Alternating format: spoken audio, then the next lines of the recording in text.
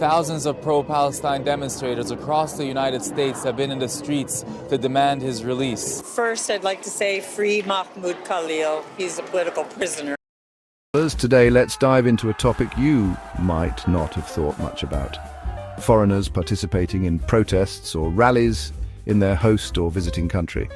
It might seem like a way to show support or solidarity, but it's actually quite risky and often considered inappropriate. Here's why. First off, respect for sovereignty.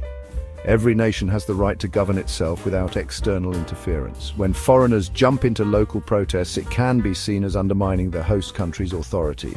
They might appreciate your sentiment, but nobody likes feeling like their home turf is being messed with. Then there's cultural sensitivity. As travelers, we might not fully grasp the local culture, history, or the nuances of the issues at hand. This can lead to misrepresentation or even offense. Your intentions might be good, but your actions could come off as disrespectful. When you come to the United States as a visitor, which is what a visa is, which is how this individual entered this country, as on a visitor's visa, okay?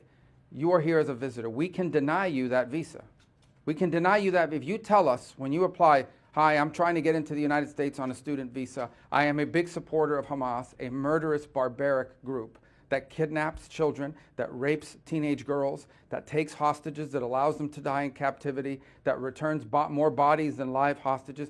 If you tell us that you are in favor of a group like this, and if you tell us when you apply for your visa, and by the way, I intend to come to your country as a student and rile up all kinds of anti-Jewish student, anti-Semitic activities, I intend to shut down your universities. If you told us all these things when you applied for a visa, we would deny your visa. I hope we would. Next up, the potential for escalation. Foreign involvement can heighten tensions, especially in politically sensitive situations. Your presence might be seen as provocative, which could lead to backlash from both the government and local communities. Now, that's illegal! Get off of him!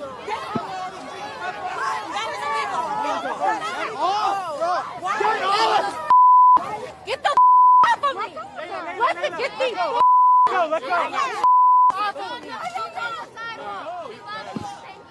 Now let's talk legal and visa implications. Many countries have strict laws about foreign participation in political activities. Joining a protest could violate your visa conditions, leading to deportation or legal trouble, not to mention you might get banned from re-entering the country. There's also the perception of interference. Locals might see your participation as an attempt to impose your own values on their society. This can breed resentment and fuel anti-foreigner sentiment. Not exactly the kind of vibe you want to create. You are a guest here. This guy graduated 2024. What's up with his visa? He's just here. Mind you, I'm pro-protest, do whatever you want. You're not from here. You're not an American citizen. You're probably getting paid by, some group, some George Soros freaking Open Society Foundation, which is goals to do that. This isn't organic. These type of movements, these type of disruption, it's not organic. I'm just anybody that's not from here that wants to sit here and bash us. And by the way, people are getting hurt. You don't know who's getting stabbed or whatever the hell's happening. I'm anti any of that shit. If you actually end up doing that, once you're in this country on such a visa, we will revoke it. And if you end up having a green card, not citizenship, but a green card as a result of that visa while you're here in those activities, we're going to kick you out. It's as simple as that. This is not about free speech. This is about people that don't have a right to be in the United States to begin with. No one has a right to a student visa. No one has a right to a green card, by the way. So when you apply for a student visa, or any visa to enter the United States, we have a right to deny you for virtually any reason. But I think being a supporter of Hamas and coming into our universities and turning them upside down and being complicit in what are clearly crimes of vandalization, complicit in shutting down learning institutions. There are kids at these schools that can't go to class. You pay all this money to these high-priced schools that are supposed to be of great esteem, and you can't even go to class. You're afraid to go to class because these lunatics are running around with covers on their face, screaming terrifying things. If you told us that's what you intended to do when you came to America, we would have never let you in. And if you do it once you get in, we're going to revoke it and kick you out. Several Jewish organizations are protesting at Trump Towers in New York in support of detained Palestinian activist Mahmoud Khalil. Police have arrested several protesters. Dozens of Jewish demonstrators are inside the building and chanting slogans in support of Palestine. Mahmoud Khalil is a Columbia University student who remains in detention as the US government tries to deport him for his role in campus protests in support of Palestine.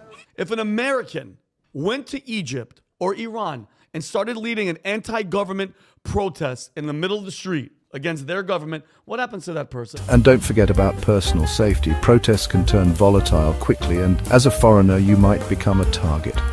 Your involvement could put both you and local participants at greater risk. Diplomatic consequences are another biggie. Your actions could strain relations between your home country and the host nation. Governments might see it as meddling, leading to diplomatic tension. What the hell? We're trying to, this is spring semester. We've got all this disruption on campus. We're trying to run a place of learning. And look at that. They're calling it a faculty civil war.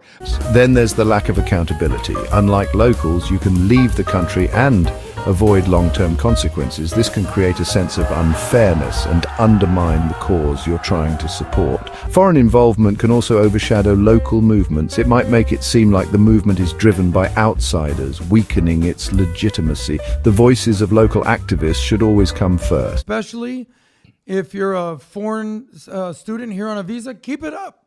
Voice your opinion. You won't be here long. You saw what Trump did. He took, I think, $500 million in federal grants away from Colombia. You don't around and find out. We already know what they're going to find out. Oh, yeah. Trump has been very clear. Now, he was a prominent figure during the Gaza war protests at Columbia University, and this was in the spring of last year. And this case has drawn global attention because the Trump administration arrested and then have moved to deport this student. Now, the case has raised questions, of course, about free speech on college campuses. Giving money so they can be pro-American or pro-democracy, or basically try to tear down the West within itself.